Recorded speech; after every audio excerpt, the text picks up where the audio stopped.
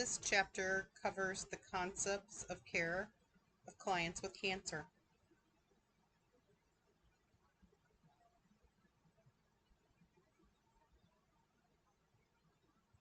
The priority concept of this chapter is immunity. The interrelated concepts in this chapter are cellular regulation, clotting, gas exchange, and sensory perception.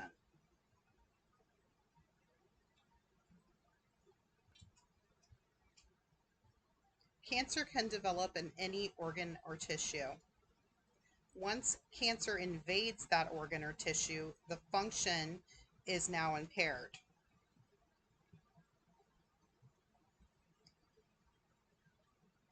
Cancer is going to impact all of these following items.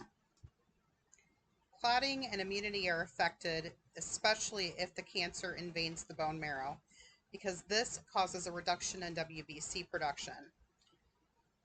Other things like treatment, especially chemotherapy, are going to reduce the number of neutrophils, and that's going to put your client at an increased risk for infection. If a tumor is in the GI tract, it increases the metabolic rate and the need for nutrients. Unfortunately, most GI cancers also create anorexia and loss of appetite and alterations in taste. Both of these have a negative impact on nutrition. Additionally, if a patient is undergoing chemotherapy, that is also going to affect their GI tract and radiation therapy as well. Radiation therapy is going to be dependent on the location of the treatment. These clients will appear cachexic, and cachexia is an extreme muscle wasting that is caused by malnutrition. The nutrition of these clients can become a real challenge. A lot of times they just do not feel like eating for a variety of different reasons. It could be the treatment that they're undergoing, and it could also be the cancer itself that's causing the problem. This can be one of the most distressing side effects, not only for your client, but for their family as well. A lot of families are distressed when their family member will not eat. So I want you to think about what type of interventions you would suggest for a client in this situation. We don't want to overwhelm them with food. A lot of times we want to start with something small, give them frequent meals, and something with a high level of nutrition like protein and fiber. Additionally, tumors in the GI tract or surrounding the GI tract can cause compression, obstruction, strictures. They can also invade the liver, and if that happens, they end up disrupting a lot of important body functions, and that can lead to malnutrition as well. Extreme malnutrition, we have to be very concerned with that, not only for dehydration, but a lot of times these patients can progress to an extreme level of starvation and muscle wasting that can result in death.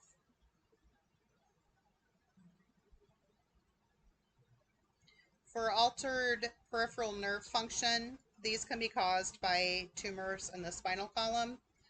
They can cause an actual spinal cord injury. They would call that a non-traumatic spinal cord injury. The other thing that can cause alterations in peripheral nerve function is going to be chemotherapy.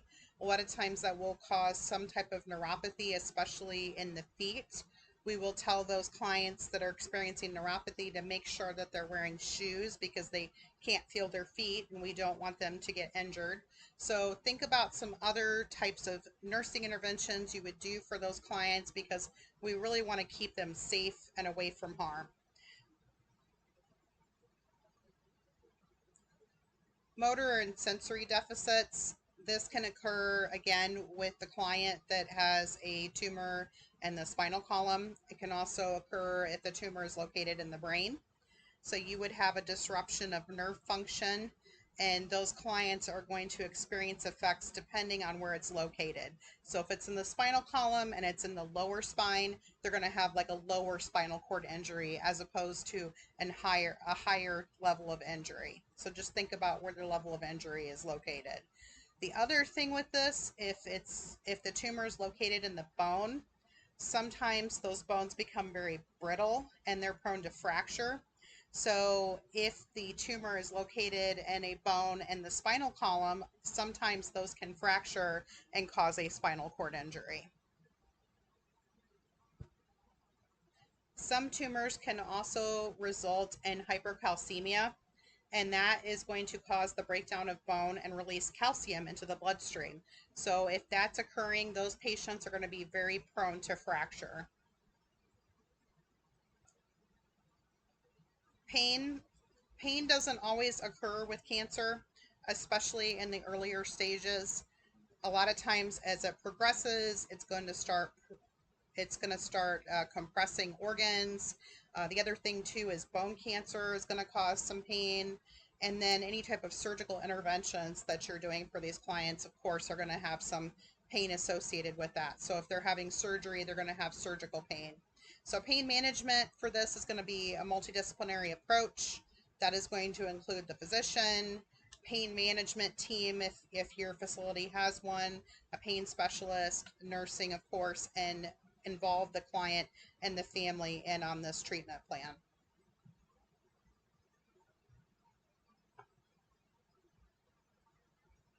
And then altered respiratory and cardiac function. Tumors can press on any type of organ. So it depends on where they're located. If they're in the GI tract, of course, that's where they're compressing. But in this case, we're talking about the lungs. So a tumor could be pressing on respiratory structures, and chemo can affect cardiac function. So a lot of times with those clients, they'll do a baseline EKG before they start treatment, and then they'll periodically do them throughout their treatment.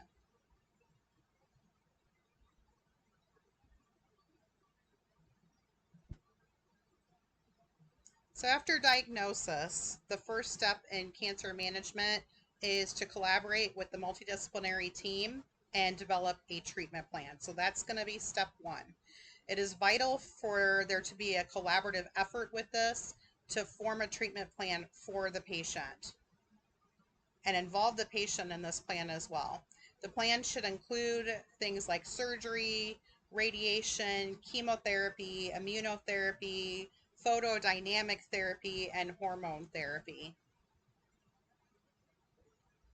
These treatment options are going to depend upon the cancer staging.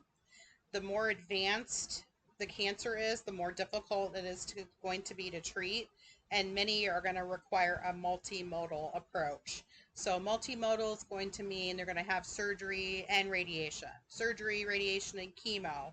Sometimes they'll do chemo first if it's so advanced there's too many tumors and they can't remove them all. So they'll do chemo and radiation to shrink the tumors down to a manageable size before they actually do surgery. So no one treatment plan is going to be the same.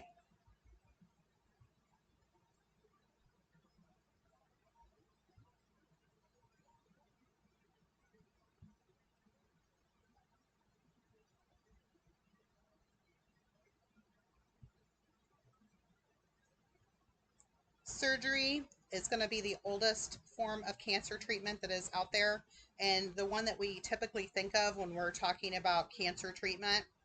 And it's usually part of a comprehensive treatment plan. So a lot of times these clients will go through more than one treatment, like I discussed on the previous slide. And there's different types of surgical treatments out there. Prophylaxis is an example that I had talked about on the other recording.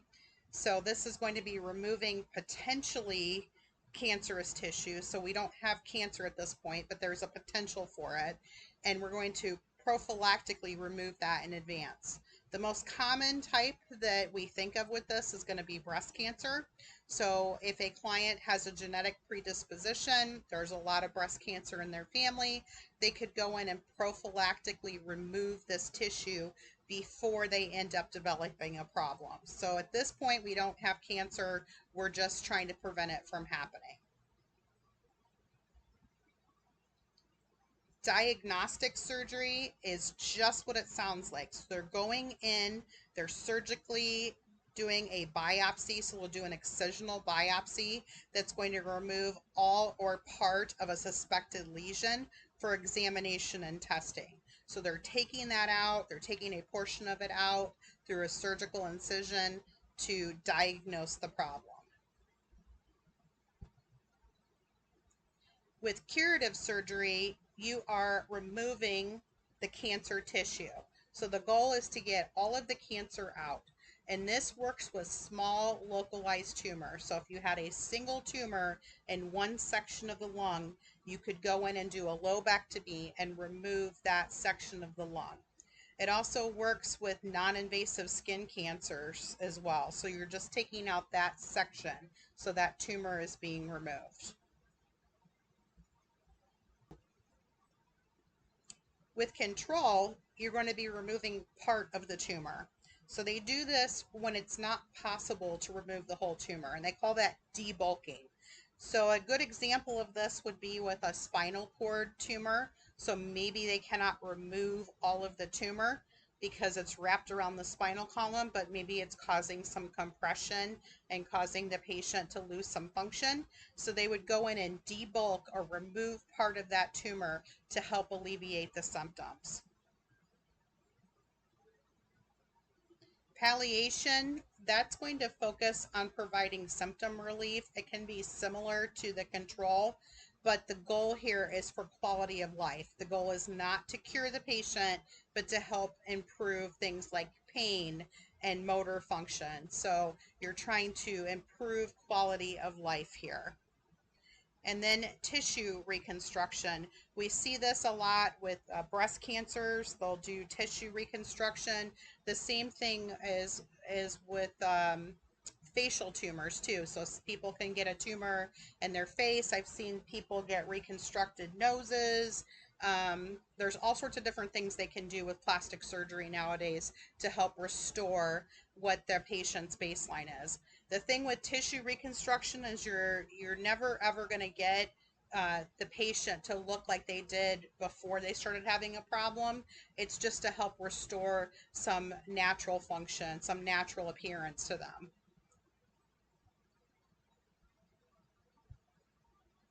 So your goal here is to think about the nursing care for your client that undergoes surgery.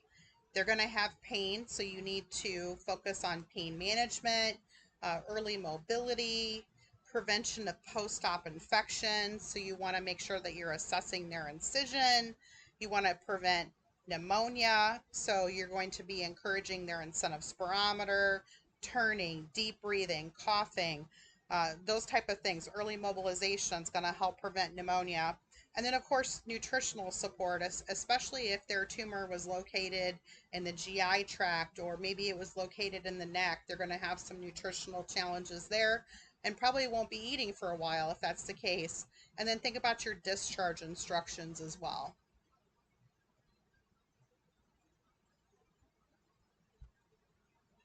So with radiation therapy, the purpose is going to be to destroy the cells, the tumor cells themselves.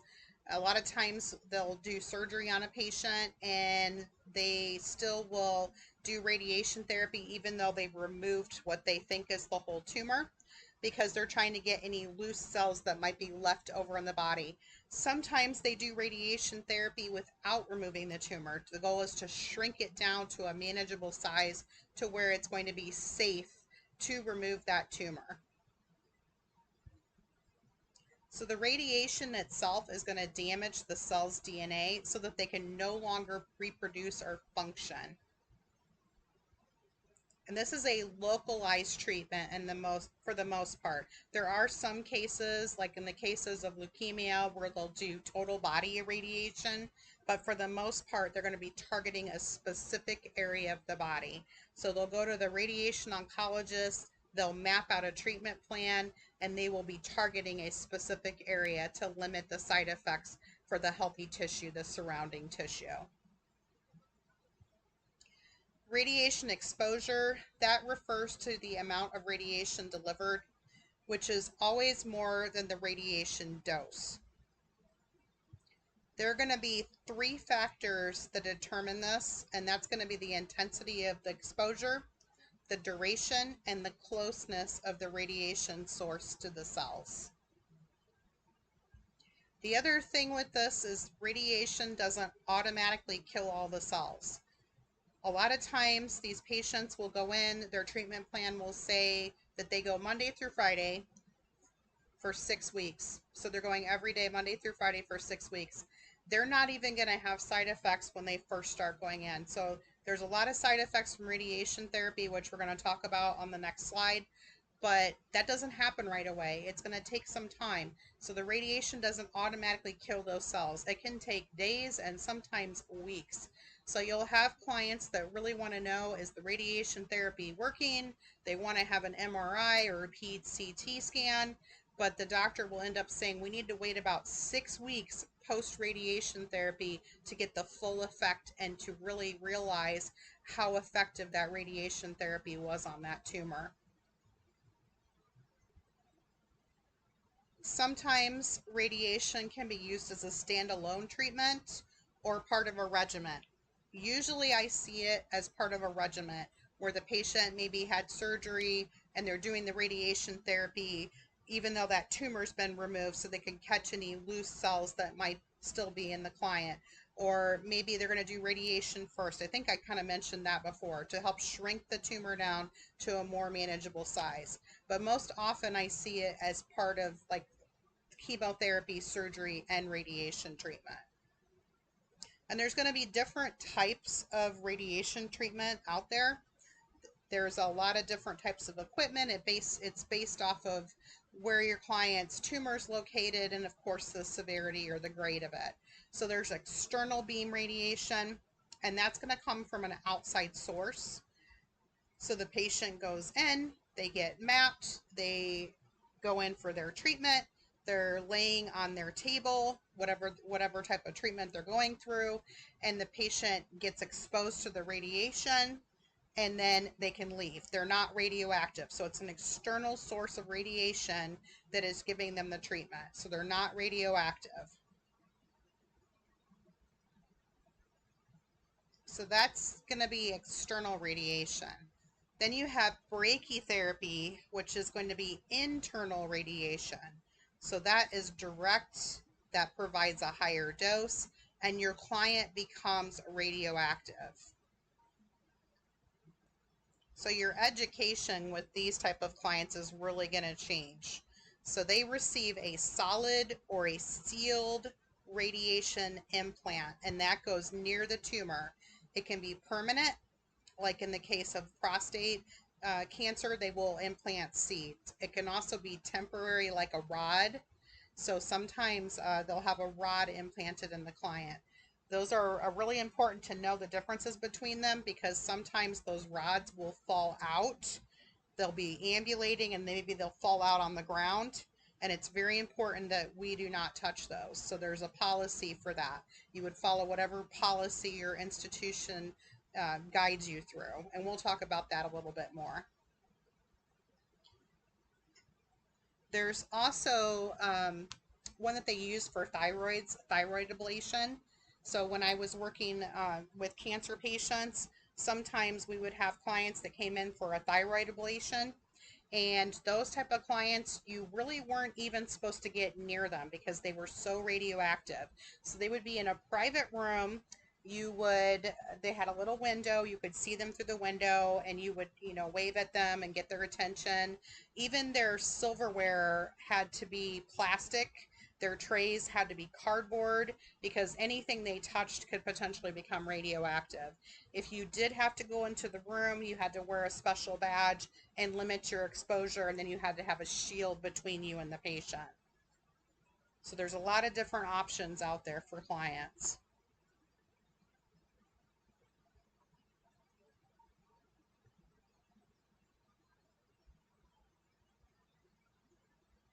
A lot of different types of side effects for radiation, and they're going to be dependent on where the site is, so how your patient is being treated. The most common side effect of radiation is going to be local skin changes. So they're going to have radiation dermatitis, and this can range from a redness to a rash. They can look like they have a sunburn. They can have open areas. And these can lead to like tissue fibrosis and scarring. It also can lead to hair loss. And when we talk about hair loss is usually temporary when we think about cancer treatment, but a lot of times these hair follicles will become permanently damaged. And it's very important to note that, because if they're receiving radiation therapy to their brain, they could have hair loss in a very localized area. Same thing with like other types of radiation treatment. It could be permanent, could be temporary, just depending on how much of a dose they received.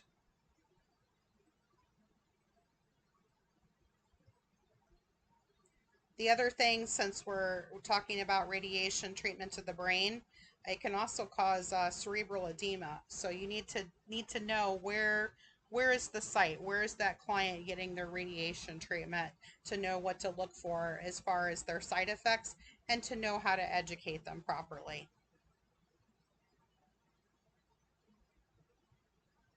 There's a couple of systemic side effects as well, including altered taste, dry mouth, photosensitivity, fatigue. Fatigue is going to be one of the big ones, and bone marrow suppression. Most of the time, radiation therapy doesn't typically cause weight loss, but I will say this: if your client has altered taste sensations, they could end up experiencing some weight loss. The other thing too, if they're getting radiation therapy to the neck, a lot of times they're going to end up with a lot of problems with their mouth. They might end up having stomatitis, and that could cause them to experiencing some weight loss. So again, it depends on where you're administering the radiation treatment. Radiation treatment can also affect collateral blood flow, and that can cause atherosclerosis, and they can end up with cardiovascular disease. So there are some systemic side effects that we don't often think of when we think of radiation therapy, because we're talking about a localized treatment, but they could end up having some very long-term effects as a result.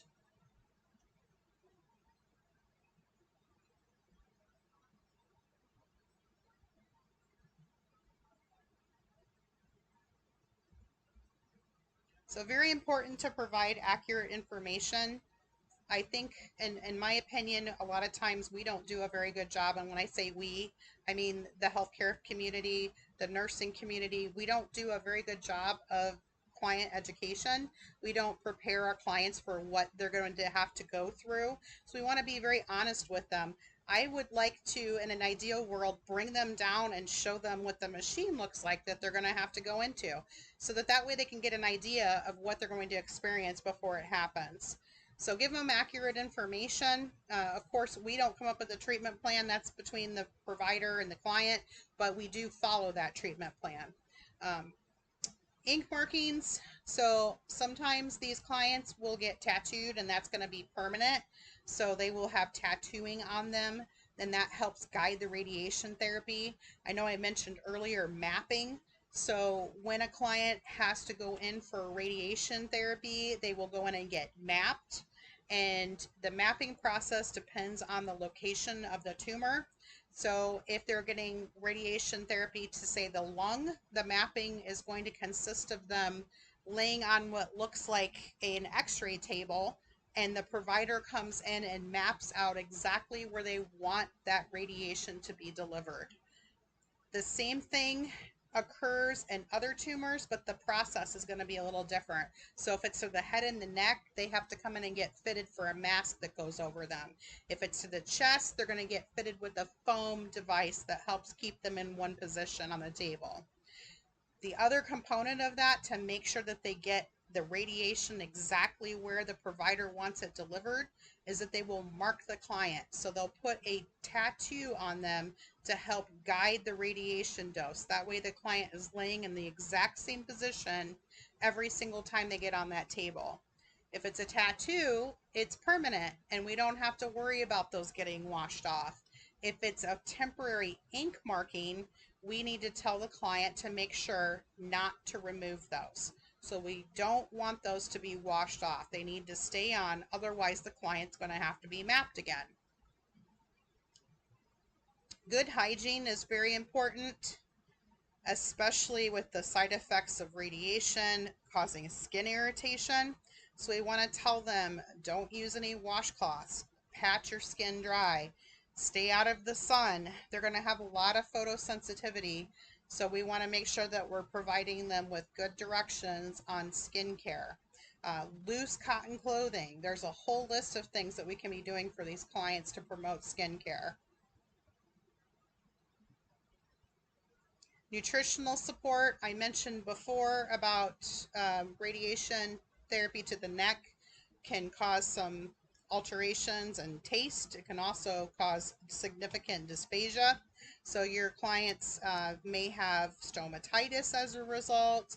If they have dental caries, they could have a lot more stomatitis. So it just depends. We may need to consult a dietitian or even a speech therapist for swallowing exercises. So it's going to be very important that we weigh these clients on a regular basis to make sure that they're not experiencing extreme weight loss, and checking their labs like their protein levels. Dry mouth, that can be a real issue with head and neck cancers. So sometimes with these clients, they may have had a saliva gland removed. The other thing too is the radiation therapy can really decrease saliva production, sometimes permanently, depending on what's going on there. And they end up having really significant dry mouth. So we want to make sure that we're treating that. We can give them a substitute saliva, like a spray. I can't remember the name of it, but it's over the counter. But you can actually buy artificial saliva that will help moisturize your mouth. They don't have to have a prescription for that, but we do have prescription types that help. And then they need to make sure that they get good dental care. So brushing their teeth, flossing, maybe not necessarily flossing while they're going through treatment, but afterwards, because we don't want them to bleed a whole lot. But following up with the dentist is going to be very important with these patients, because if they have destroyed saliva glands, they're not going to have as much salivary production, and they're going to be more prone to dental caries. So their teeth are going to be weaker. Teach about fractures. So we want to make sure that we're talking about bone density, because radiation can cause a loss to bone density. So we want to educate them on that. And then get regular exercise as tolerated, good night's sleep. Fatigue is going to be one of the major side effects for this.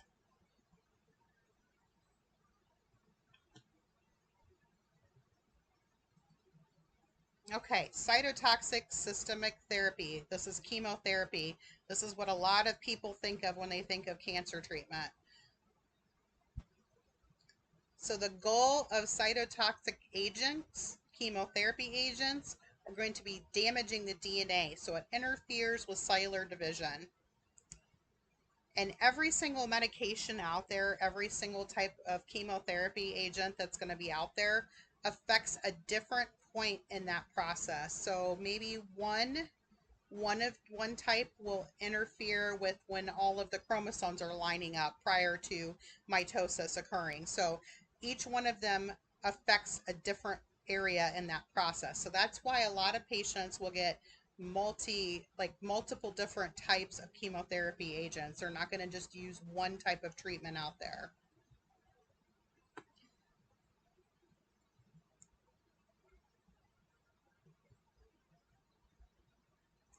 Because it's affecting cellular division, tumors that grow rapidly are very susceptible to chemotherapy. So rapid growing tumors are going to be more affected by chemo. Also, malignant carcinomas that arise from things like the epithelium of the liver, the lungs, the skin, the kidneys, the stomach, those are all rapid type of growing tumors. So they're going to be highly susceptible to chemotherapy. And remember, chemotherapy is going to target the healthy cells too. So mostly it's going to be the ones that divide rapidly, because again, chemotherapy really targets rapidly growing cells because it's affecting things like mitosis. So think about your hair, your nails, your skin, your intestine, reproductive, semen, ovaries.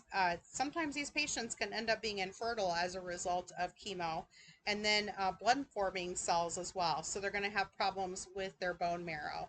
So the other thing with this is chemo, since we're talking about things like hair loss and things like that, chemotherapy, it's going to be a systemic effect. So radiation, if we got radiation to our head, the hair loss is going to be just in that one little spot, wherever it's targeting. Chemotherapy, it's going to be everywhere. So it's going to be systemic. They're going to lose all of their hair on their whole body. Same thing with intestines. They're going to have a systemic effect. So they could have nausea, vomiting, and diarrhea. They could have it all. So radiation, mostly localized. Chemotherapy, mostly systemic. Not always, just mostly.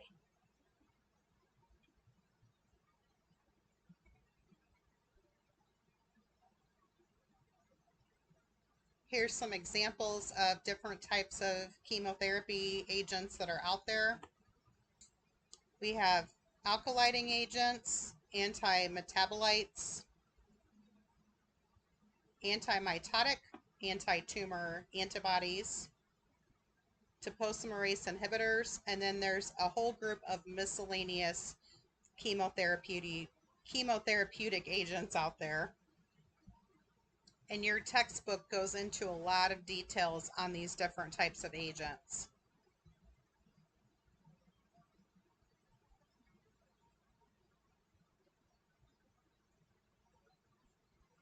So there's different types of treatment issues with chemotherapy. A lot of it is dependent on the dosage and the scheduling, and then some clients also get more than one type of chemo at the same time. They have what's called dose-dense chemotherapy, and that is referring to giving chemotherapy rounds very close together. And this has a lot of side effects associated with it, but they will try to give things like bone marrow growth factors to try to lessen neutropenia, like epoetin alpha. That's something that's going to stimulate their bone marrow to help reduce the neutropenic effects. And then some clients will have oral chemotherapy that they're going to be taking at home. So it's very important to let those clients know that they need to be taking that as directed. There's a lot of really good medication apps out there for their smartphones. They could set a timer on their phone. We want to really stress that it's very important to take those on schedule, because if they miss a dose or they have an off-scheduled dose, it's going to lessen the effect on the cancer cells. And we don't want them to end up having drug resistance either. That's not so much of an issue with IV therapy, because we're the ones controlling that versus depending on the client themselves to take their medication at home as directed.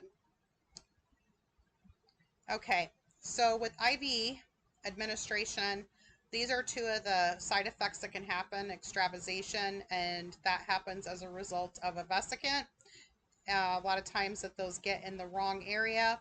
So very important with these clients, and I've got a slide to show you with a picture of it on the next page, that we're checking for blood return. So blood return is very, very important when you're administering chemotherapy. My preference is the client has a central line. That way you know that the central line is in the right place, and you're checking for blood return. So when I would administer chemotherapy, I would flush their Mediport, check for blood return, flush it again, and then I would get my chemotherapeutic agent and I would do my rites of medication administration. So I've already got that out of the way, and then I'm getting ready to give it. So I would, if it's an IV push, I would give them a very small amount according to whatever the medication guideline was for that, and then I would check for blood return. Sometimes I was only giving a half a cc before I'm checking for blood return. And if I have 1.5 ml to give, I'm checking quite frequently. So I'm giving half a cc, checking for blood return, giving a little more, checking for blood return. That way I know that I've got a good vein, that the Mediport or the central line is still in the right spot, that I'm not going to cause the patient to have a problem like it's extravasation.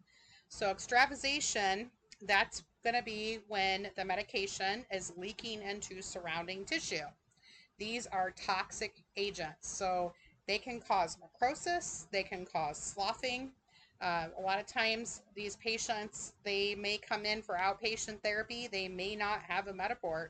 You might just be starting an IV on them, like a saline lock, So I always tell the client, when you're getting therapy through a saline lock, if you just have a regular IV, tell the client to monitor it as well and let them know. I always let them know if anything at all feels different, and I don't care what it is. I want you to put your call light on and tell me about it, because I don't want them to go through an extravasation and end up having necrotic tissue. So let me know if it's leaking, if it's red, if you're starting to have swelling, anything at all. I want to know about it, because chemo is a very strong vesicant. Other chemotherapy related issues: hair loss, that's usually temporary. Usually starts to regrow about a month after chemotherapy is finished.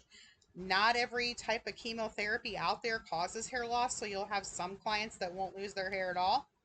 Maybe that particular agent doesn't affect fast growing cells, so they might not have an issue with that. The other thing I like to let them know is new hair growth may be different. So maybe they had straight hair before, now they might have curly hair. Maybe it's thicker, maybe it's thinner, but just let them know that it's going to be different. I've seen clients try all sorts of different types of methods to prevent hair loss. They'll come in with ice packs on their head to try to cause vasoconstriction so the chemotherapy doesn't go to that area. But there's really no known treatment method that's going to completely prevent alopecia from happening. And my opinion on it is, if you're trying to prevent the chemo from going to that area, that may not be a good thing. So I would want every area of my body to be treated, but that's just me. Okay, so this is extravasation. So this client likely had just a regular IV somewhere here, um, and it was bad, and this is the result of it. So they have a lot of tissue damage and tissue loss after chemotherapy extravasation. So me personally, I would never ever put a saline lock in the hand like this, because if you have to give a vesicant, which is going to be toxic, this is a very bad location for that to happen. So I try to go between the wrist and the AC. So I try to go somewhere in the forearm and make sure you have good blood return. The other thing with this is, when you're starting the IV, if you have to go fishing, that's what I call it, when you can't get it in the vein right away, that is not good. You've created a bunch of holes in that vein for that vesicant to get through. You need to be able to get that IV in right away without fishing, because this is going to cause a lot of pain. Obviously, it looks very painful, and it is very painful. I've seen it happen before, and in some cases clients end up having to have surgery.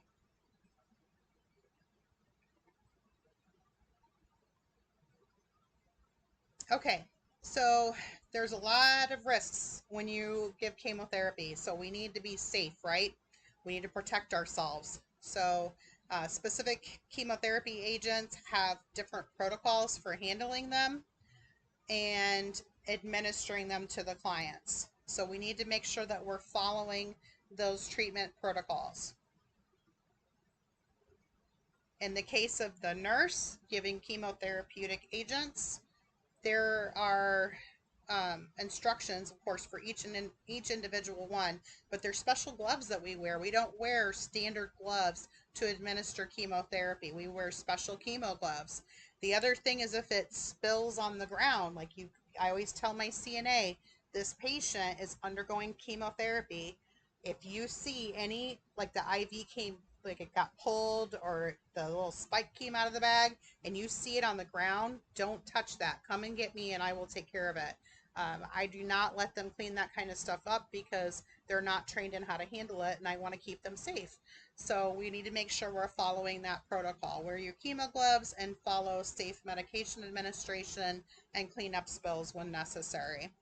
So we're going to wear our PPE, eye protection masks. Don't ever double glove. I see it says double glove here, and of course, if you're going to follow what your textbook says, but me personally, I would wear chemo gloves, because that is the safest way to give chemo. And then of course a gown, and the gowns are plastic. They're not those thin paper kind. The other thing is, we need to tell the caregivers that chemo can be absorbed through the skin and the mucous membranes. So they should be taking precautions as well when they're assisting the patient. They should be wearing protection, especially if they're helping with toileting. I always tell the patients after urinating or having a bowel movement, they need to flush the toilet a couple times because all of the urine that's coming out of them is going to be toxic. And then I also share with them about intercourse, that they need to be wearing some type of like a barrier protection when they're having intercourse, because all of their mucous membranes, everything is gonna have some type of residual chemo in it. So we don't want their loved ones to be exposed.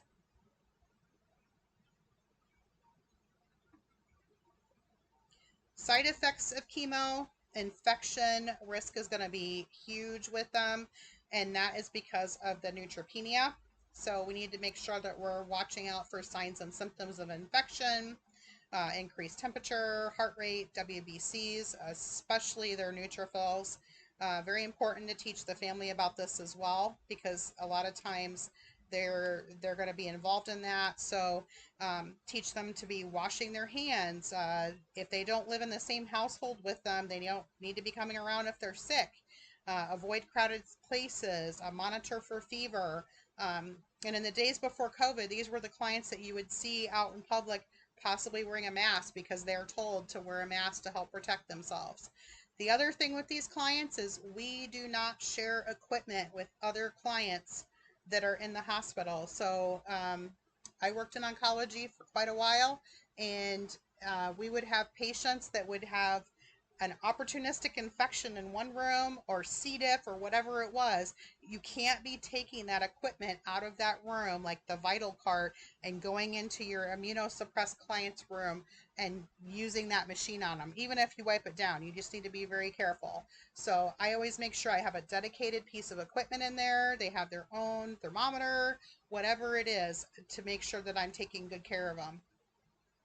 They're in what's called protective isolation. We want to protect them. Anemia, of course, because bone marrow suppression, and then of course thrombocytopenia. So that's going to be a huge risk factor with them as well. So they've got suppressed bone marrow and impaired clotting.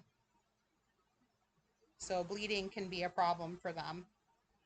With bleeding, just think about all your interventions for this. So for me personally, like if the doctor ordered an IM pain medication, intermuscular pain medication, I would ask them to switch it to something different, because I wouldn't want a client with thrombocytopenia to have an IM. And other bleeding precautions too. We want to talk about fall prevention and things like that.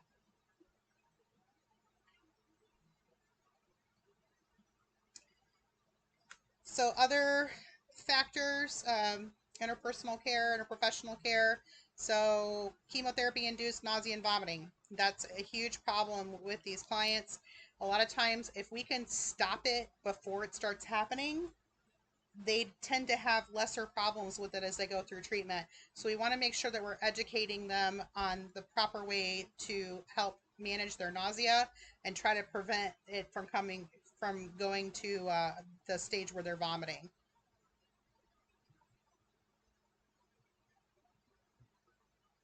Mucositis, we're going to educate them on good oral hygiene. Don't use alcohol-based mouthwash. Make sure that they're reporting any abnormalities to their doctor. Sometimes if they have severe mucositis, they won't eat or drink because of the pain. So we need to make sure that we're taking care of that. There are solutions that they can use to help ease that. There's medications to help with that as well. So we can manage that. Alopecia, I think we've covered alopecia a lot. Just know that this is probably one of the more distressful side effects of chemo, even though it's one of the most temporary ones. But a lot of people have challenges with this, so just be compassionate with them. If their hair is important to them, they're going to let you know, and you'll probably know about it pretty quickly. Cognitive changes, so we're going to do full head to toe assessment on them, right? So full head to toe on all your clients. We're going to especially pay attention to cognitive changes if they're altered and report that. There's this thing called chemo brain. It is a thing. Patients will have impaired cognition, so just be alert for that. And then chemotherapy induced peripheral neuropathy. So that is where they get the numbness and the tingling. I always tell them, make sure you're wearing shoes, make sure that you're inspecting your feet. That way we can prevent injuries.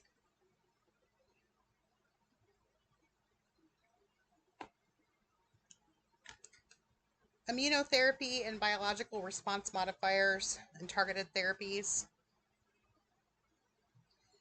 These can have a direct anti-tumor activity.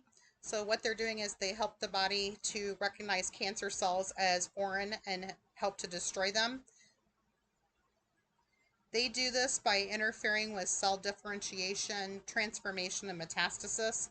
And this form of treatment can also improve immunity by enhancing repair of cells that are damaged by cancer treatment.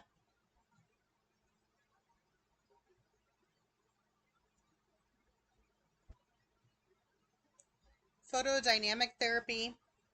This is a high energy laser that can destroy cancer cells, reduce tumor size, and it does this so that cancers can be surgically removed. So earlier when we were talking about surgical treatments, we were talking about debulking a tumor as a form of control. This is using this type of treatment to help shrink the tumor. So it's a form of debulking, a form of control. And the goal is to shrink it down, shrink that tumor down so that it can be surgically removed.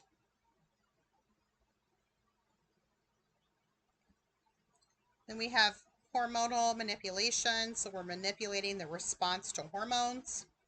This is going to block receptors on cancer cells and affect cellular regulation.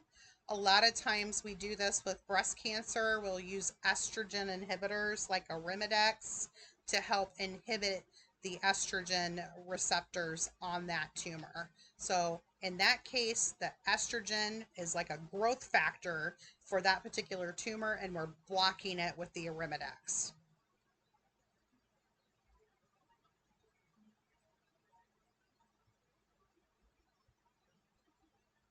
So there's some side effects of hormone therapy. It will have masculizing effects in women. So think about things like abnormal hair growth. It will have feminizing effects in men like gynecomastia, fluid retention, acne, hypercalcemia, liver dysfunction, and venous thromboembolisms.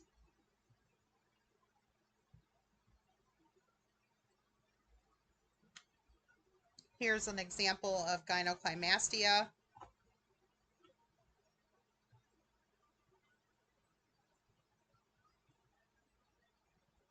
Okay, we've got some oncologic emergencies.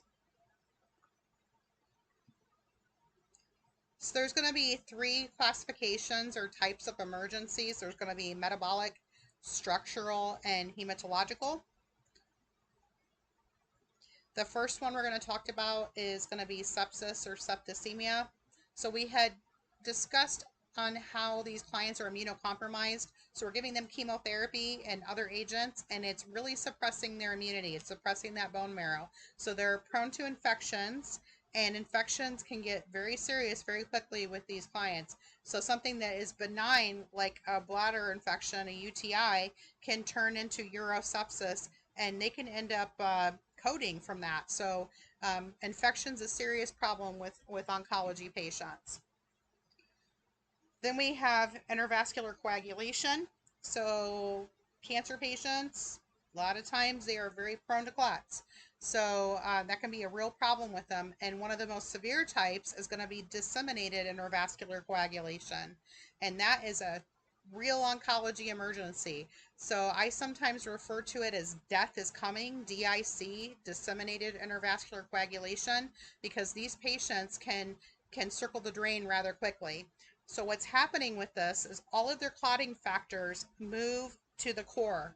So they're having clots in their lungs, clots in their heart, clots in their liver, clots in their hepatic portal vein, clots in the GI tract. It's everywhere. So all of the clotting factors move to the core of their body, and there's no clotting factors in the periphery.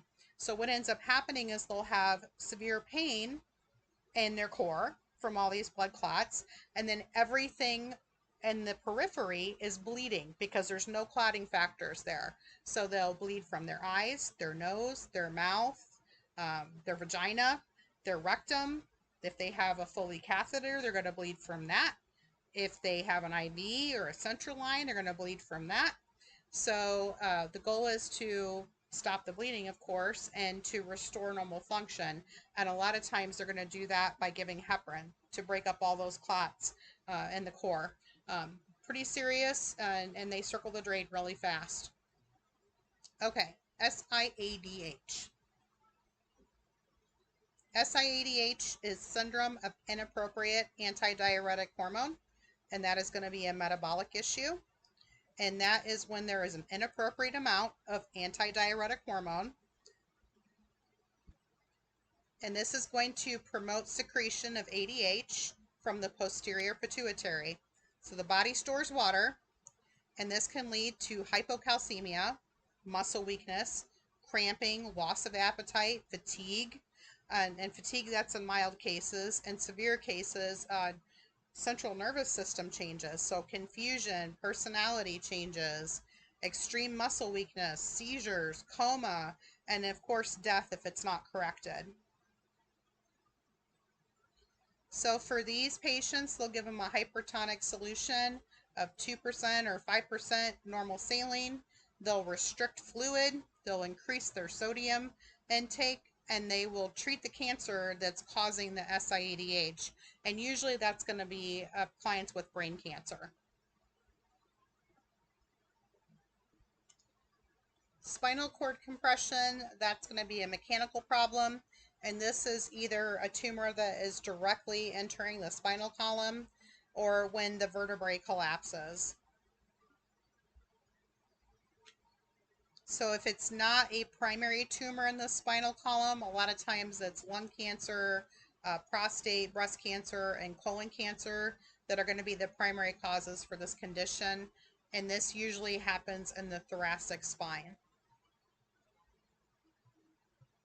And the goal for this is going to be to treat it aggressively to prevent any type of permanent damage. Then we have hypercalcemia. And hypercalcemia is going to happen with breast, lung, renal cancers, lymphoma, and leukemia.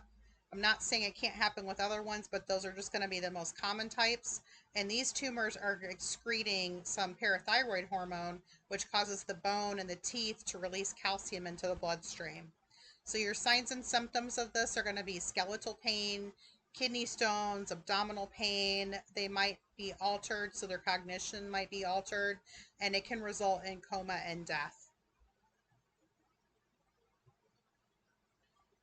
Superior vena cava syndrome, that's going to be a mechanical problem. It's caused by compression or invasion of a tumor around the superior vena cava, and that is common with lymphoma or right-sided lung cancer.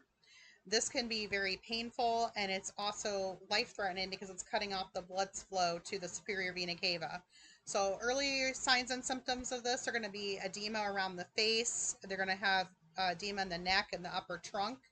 And they can also have some cyanosis, some hemorrhage cyanosis, and mental status change. So the treatment of this is going to be high dose radiation. So that's going to be A number one. Sometimes they end up having to put a metal stent in these patients too to restore blood flow. And you're going to keep the client in a high Fowler's position to maintain their airway. And then if a clot has caused the superior vena cava syndrome, it could be treated with fibrinolytics. And lastly, we've got tumor lysis syndrome. So tumor lysis syndrome, this is usually occurs when there is a very large tumor load, so a very large tumor, and it can happen after the first treatment. when a large number of the tumor cells are present and they're destroyed rapidly. So what happens is it's those cells are kind of like popping, so they're responding to the treatment and they're undergoing apoptosis. So everything that's inside that tumor cell is now outside the tumor cell. So what happens is potassium is released into the body rapidly into the bloodstream so that the body can try to eliminate it. So this is actually a sign that the treatment is working to destroy the cells, but it is an emergency. So untreated, this can cause tissue and kidney damage. And think about everything that hyperkalemia does to your body. So hyperkalemia is going to cause cardiac dysfunction. So you want to get an EKG on those patients. Sometimes they can also suffer from hyperphosphatemia, and that also has life-threatening effects on the heart, the kidneys, and the central nervous system. So they're going to have widespread effects as a result of tumor lysis syndrome. Management includes hydration because we want to dilute the concentration of the electrolytes in the blood. And sometimes these patients end up having to have like dialysis to remove the potassium. So it depends on how severe it is, what their kidney function is, and how far the treatment goes with that. Patients who are at risk are going to be ones with leukemia and lymphoma because they've got a high tumor load with those types of cancers. Small cell lung cancer, germ cell, melanoma, multiple myeloma. So those are some of the cancers that are going to be at risk for tumor lysis syndrome. These patients, we encourage them to drink a lot of water before their treatment. So we tell them 3,000 to 5,000 mLs of water before treatment as a prophylaxis to help with the hyperkalemia. We want to monitor their weights, monitor their electrolytes, possibly give them diuretics, Kayexalate to help reduce the potassium. In some severe cases, they might need dialysis or even insulin because IV insulin will lower potassium levels.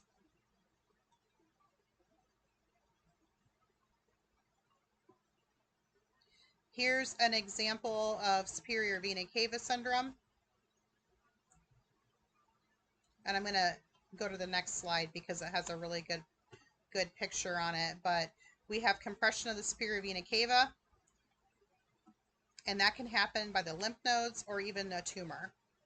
So in this case, we've got the tumor right here, and it is compressing this area. So I guess before I go to the next slide, just think about it this way. If you had a straw and you squeezed it and tried to use the straw to get your drink, you wouldn't be very successful. Well, a similar type of thing is happening here. We've got compression on superior vena cava, so nothing can get through. So what ends up happening is these patients end up looking like this. So all this fluid is backing up, and their veins get very distended. If you think about varicose veins, varicosities, that's kind of what's happening here. So appearance of the face, neck, upper arms, chest, they all get swollen.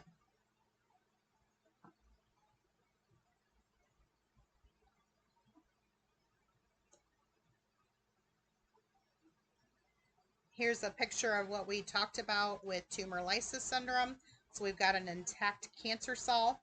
We've given it treatment, and we've undergone apoptosis. So the cell has now popped. We have tumor lysis. So everything that is inside the cell, all of this potassium, is now going to be outside the cell and is going to result in hyperkalemia. So we need to monitor for cardiac dysrhythmias. That's going to be the big one. So we want to keep our patients safe. We may need to give more fluids, give Kayexalate, maybe even dialysis or insulin to help reduce the amount of potassium that's in the blood.